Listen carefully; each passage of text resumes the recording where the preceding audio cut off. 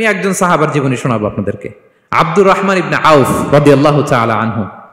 10 জন জান্নাতের দুনিয়াতে বসে যে 10 জন সাহাবা জান্নাতের সুসংবাদ পেয়েছেন তাদের মধ্যে একজন, আলহামদুলিল্লাহ বলেন। আব্দুর রহমান ইবনে আউফ রাদিয়াল্লাহু তাআলা আনহু প্রথম 8 জন মক্কায় যারা কালিমা পড়ে মুসলমান হয়েছে তাদের একজন। তার স্ট্যাটাসটাকে জেনে নেন। তো তিনি যখন মক্কা থেকে হিজরত করে মদিনায় গেলেন, মনে রাখবেন মক্কা থেকে যে সাহাবারা বাড়ি ঘর ছেড়ে হিজরত করেছে তাদেরকে বলে মহাজির, মানে হিজরতকারী সাহাবা। আর মদিনাতে যে সমস্ত সাহাবারা তাদেরকে রিসিভ করেছেন তাদেরকে বলে আল আনসার, মানে সাহায্যকারী সাহাবা। তো যারাই হিজরত করে মক্কা থেকে মদিনায় যেত, বিষ্ণু ইসা ইসলাম মদিনার কোন সাহাবীর সাথে তার ভাই পাতিয়ে দিতেন, আল মুআখাত, ব্রাদারহুড করে দিতেন, দায়িত্ব দিতেন যে তুমি এই সাহাবীকে দেখবে। তো আব্দুর রহমান ইবনে আউফ রাদিয়াল্লাহু তাআলা আনহু যখন হিজরত করে গেলেন, তার দেখভাল করার জন্য যে সাহাবীর দায়িত্ব পড়ল তার নাম হচ্ছে সাআদ ইবনে রাবিয়া, আনসারী সাহাবী রাদিয়াল্লাহু তাআলা আনহু। বিষ্ণু বললেন, সাআদ, আব্দুর রহমান ইবনে আউফ তোমার ভাই, ভাই বানিয়ে দিলেন। কি বানিয়ে দিলেন? তুমি তাকে টেক কেয়ার করবে, সে হবে তোমার মেহমান। সুবহানাল্লাহ।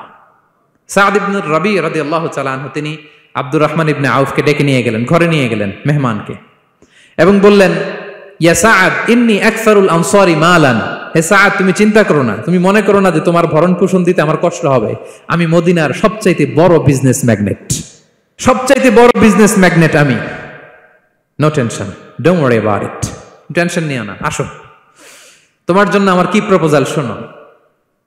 ফাআকসিমু লাকা নিসফা মালি, আমার যত সম্পদ আছে আমি অর্ধেক তোমার দিয়ে দিব। সুবহানাল্লাহ। এত আসতে আপনার বাড়িতে কেউ মেহমান হলে করতে পারবেন এরকম? আল্লাহ, কেমন প্রেরণার বাতিঘর তারা। ফাআকসিমু নিসফা মালি, হে আব্দুর রহমান ইবনে আউফ, আমার অর্ধেক সম্পদ তোমারে দিয়ে দিব। এখানেই শেষ না, এরপর বলতে লাগলেন, আমার অনেকগুলো স্ত্রী আছে, তুমি কোথায় যে মেয়ে খুঁজবা, প্রস্তাব দিবা, এত ঝামেলার দরকার নাই। আমার কোন স্ত্রীকে তোমার ভালো লাগে বলো, তার যদি তোমাকে ভালো লাগে তাহলে প্রয়োজনে তাকে আমি ডিভোর্স দিয়ে দিব, তাকে নিয়ে তুমি সুখের সংসার করবা।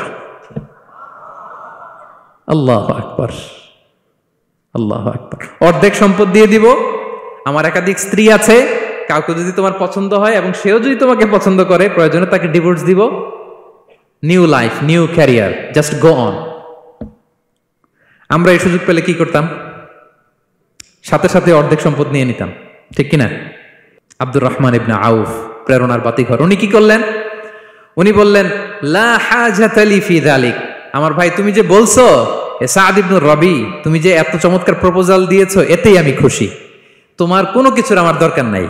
বারাকাল্লাহু লাকা ফি আহলিকা ওয়া মালিক, আল্লাহ তোমার সম্পদে বরকত দেখ, আল্লাহ তোমার পরিবারেও বরকত দেখ।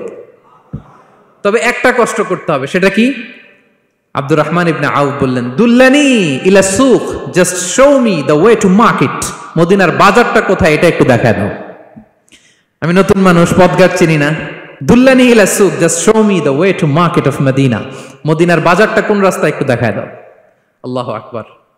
সাআদ ইবনে রাবি বললেন, এই তো মদিনার বাজার। উনি যে কিছু ঘি কিনলেন, পনির কিনলেন, কিনে বিক্রি করলেন, প্রফিট করলেন। ওই প্রফিট দিয়ে আরো বেশি করে কিনলেন, আবার বিক্রি করলেন, প্রফিট, আবার বিক্রি করলেন, প্রফিট। এই কেনা বেচা করতে করতে 1-2 মাসের মধ্যে উনি মদিনার one of the biggest business magnate হয়ে গেলেন। আল্লাহু আকবার। কি হাড় ভাঙ্গা পরিশ্রমই না তারা করেছেন। একেবারে রেডি ক্যারিয়ার ছিল, গেলাম সবচেয়ে বড় বিজনেসম্যানের অর্ধেক সম্পত্তি পেয়ে গেলাম। He didn't accept the ready career, rather he made his own path with his own Endeavour. নিজের চেষ্টায়, নিজের পরিশ্রমে, নিজের ঘাম ঝরিয়ে নিজের ক্যারিয়ার তৈরি করেছেন। চিল্লায় বলেন ঠিক কিনা? This is the biography of Abdul Rahman ibn Auf radiyallahu ta'ala anhu.